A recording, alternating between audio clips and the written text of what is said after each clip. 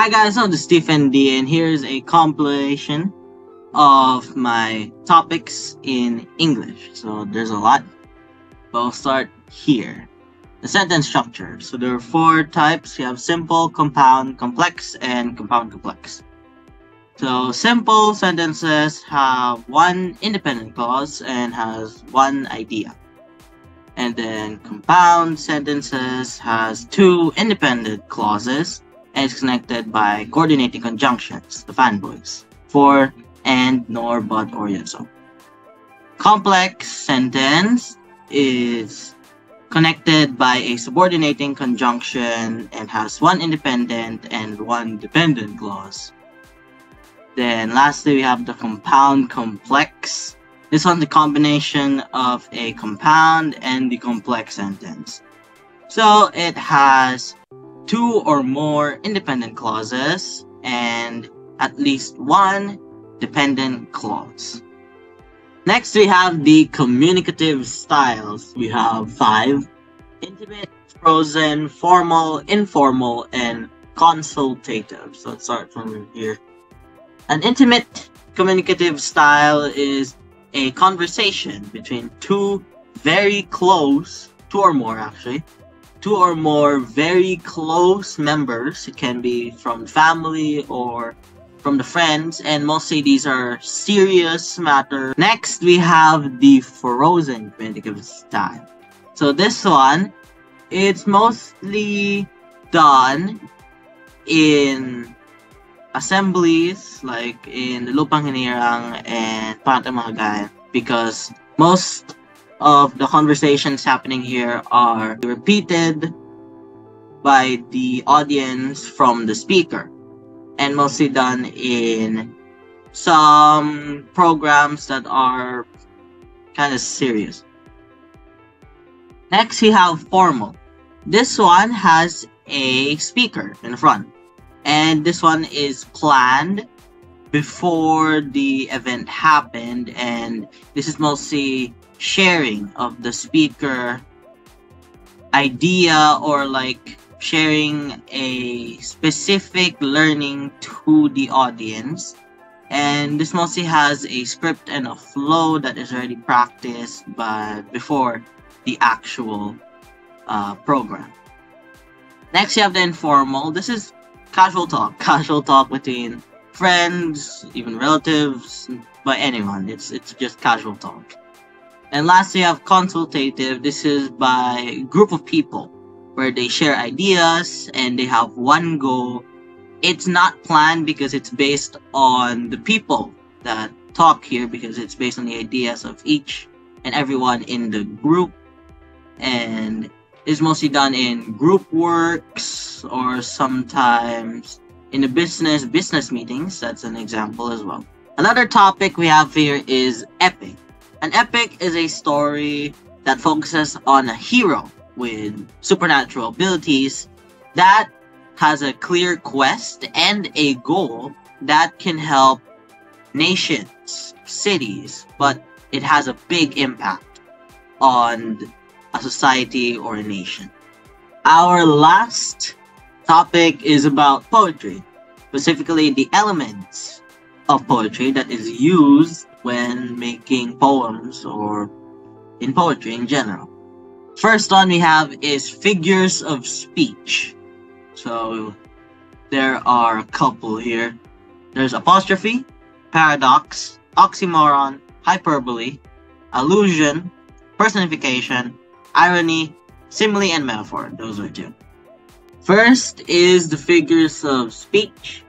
First one is apostrophe. This is when we are talking to an inanimate object mostly, and it's directly speaking to that. So example is love, when will I see you again? So we're specifically talking about love, but it can also symbolize that we're waiting for someone to come. Next is paradox. This is when there are two contrasting ideas, but they're far apart, and they contradict the idea of the whole sentence. So hunger makes us full. So hunger and full, they contradict each other. And When we eat, that's when we get full. Next is oxymoron. This is also having two contradicting ideas, but they're close to each other, like bittersweet or cold hot together, or crazy good. Next is hyperbole, which means over or exaggerated. So example is, I traveled around the world just to find your house. That's exaggerated. Next is allusion, when there is a reference, like she has a Mona Lisa smile, because Mona Lisa here means mysterious. Oh, that's how I used it. Next is personification. This is when an object uses personified traits like dancing, singing. So if we're gonna use that in a sentence, the tree danced in the wind. So you can see danced the tree. So, yep. Next is irony. This is when opposites contrasting each other. So example is that we're doing good financially, and then your situation is that you're going broke. So that's irony. And then the last two we have simile and metaphor. They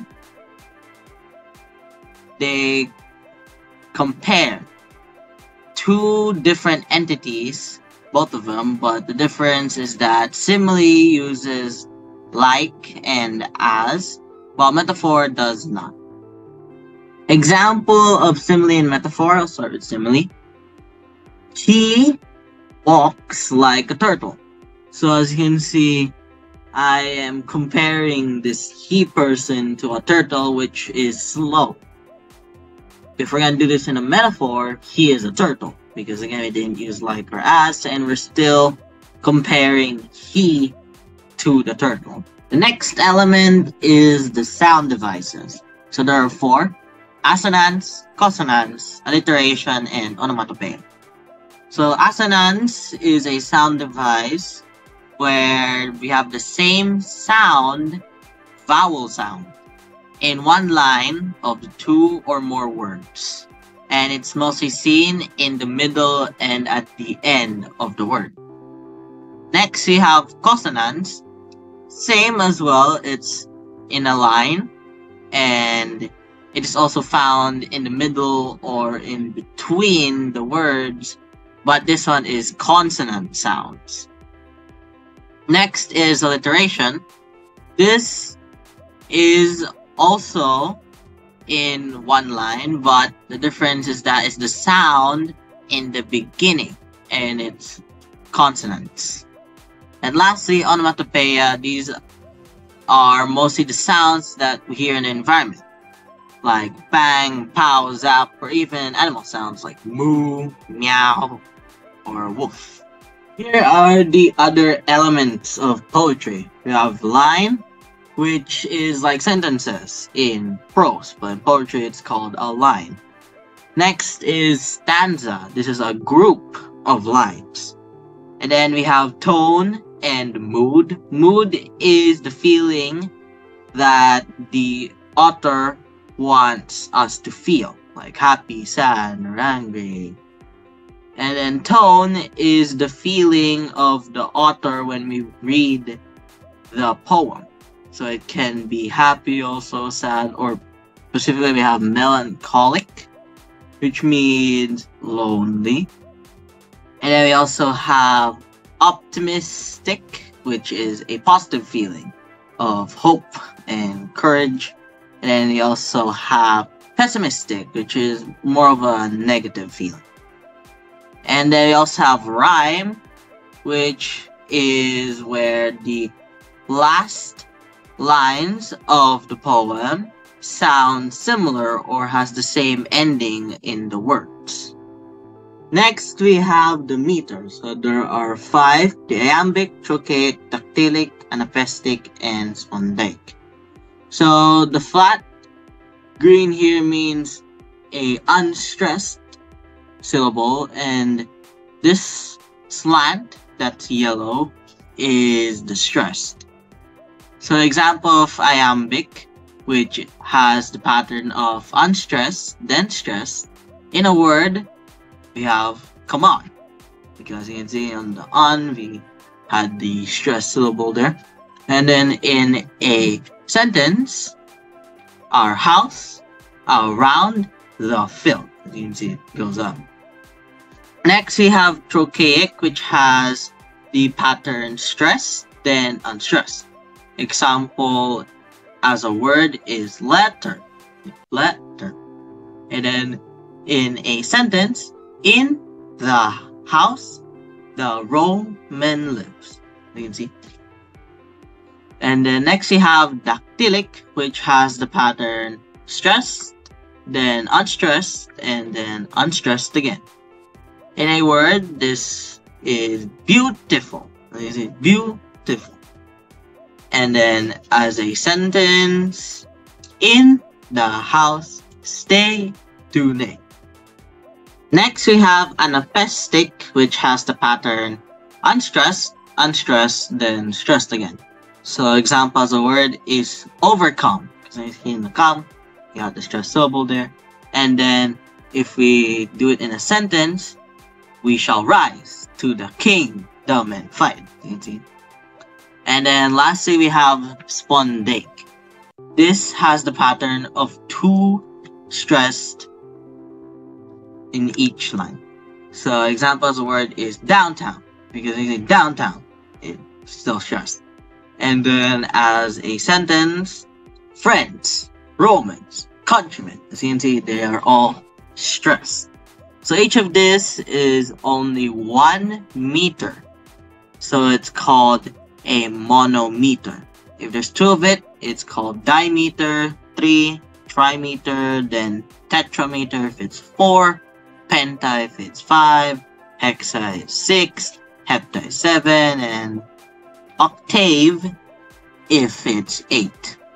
That is for the meter, but stanza also has, which are couplet for 2 lines, tercet for 3 lines, quartet for 4, quintet for 5, sestet for 6 lines, septet for 7 lines, and octave for 8. Last topic we have here is sonnets, which is a kind of poem that has exactly 14 lines. And there are 3 kinds, the Petrarchian, the Shakespearean, and the Spenserian, and they only differ to the rhyme scheme, which are right here. So, Petrarchian has a rhyme scheme of ABBA, ABBA on the first and second stanza, and then CDE, CDE on the third and fourth. Then Shakespearean has the pattern of ABAB, CD, CD, EF, EF, GG. So the first stanza is ABAB, then second is CD, CD, and then on the third is EF, EF, and then GG, 2 lines only on the last stanza.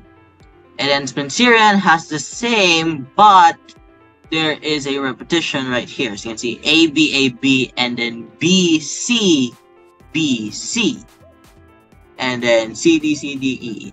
So A, B, A, B on the first stanza, B, C, B, C on the second, C, D, C, D on the third, and E, E on the last stanza. There you have it, a review for my lessons in English that I learned. I hope you also learned something from this video. Thank you guys for watching. See you guys next time. Bye!